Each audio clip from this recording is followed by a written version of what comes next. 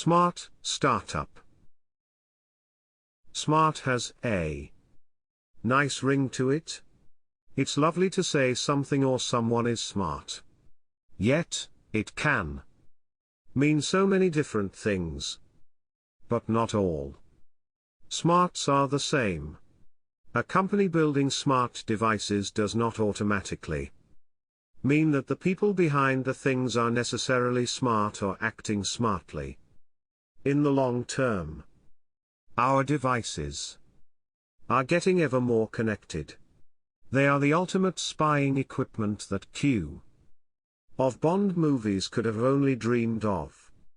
Sloppy coding can breach your firewall and privacy for years without most of the users ever knowing it.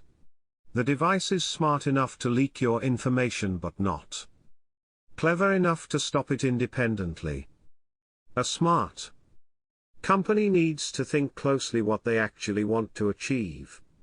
Some of the things are easier to change, yet others are more one-way streets with a lot of hardship involved to reverse the course.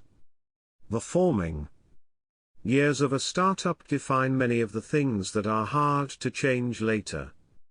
They may seem like minor issues or non-priorities when so many big pressing matters call for immediate action. Yet, the silent ones can be either fatal or at least heavy-hitting issues later on. My top favorites are business model, culture and people. Companies' business models say loud and clear what they are really doing. It's hard to deny something that is a necessity for your revenues. Google and Facebook are examples where you, the user, are the product. They are information hungry for a very good reason. It's the money-making machine. In comparison, Apple is primarily profiting from selling devices, and hence there is more credible claim of aligning with user privacy and letting users be in control of their information. The tide is changing from centralized, top-down hierarchy of data collection to user-powered and controlled, decentralized model. People are getting wearier of data breaches. And the leaks can have dire consequences due to cheaper data mining, mass handling and surveillance. Culture is something that happens anyways. You have a culture whether you consciously are aware of it or not. Often, the first people in a company defined by their own actions and values the way things are done in the future. Culture eats strategy. For breakfast. Once something is a habit, it's difficult to change it.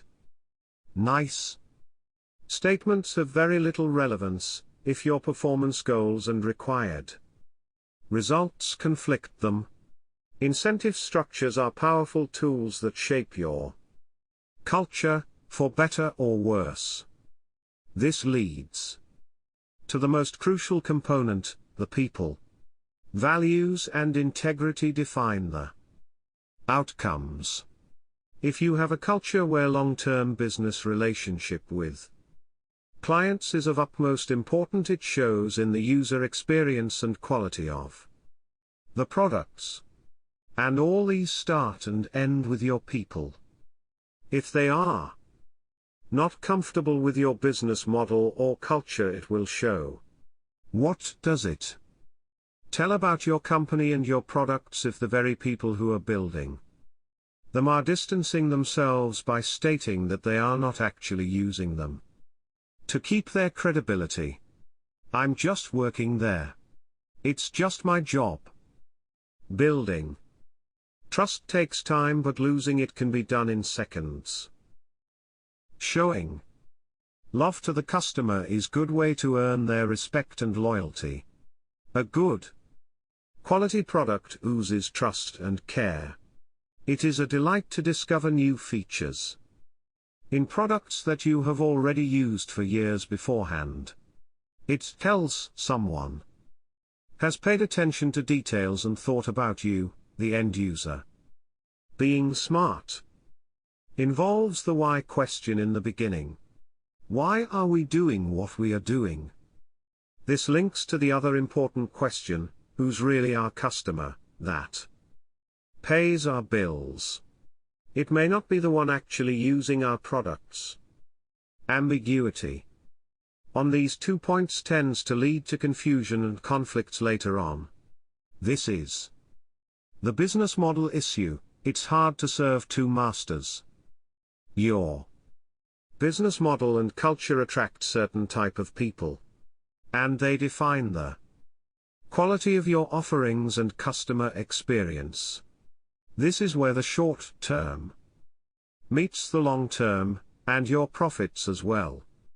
There are so many ways to be smart. What is yours? The article was published on Grow with Tech Magazine's Spring 19 issue, PDF.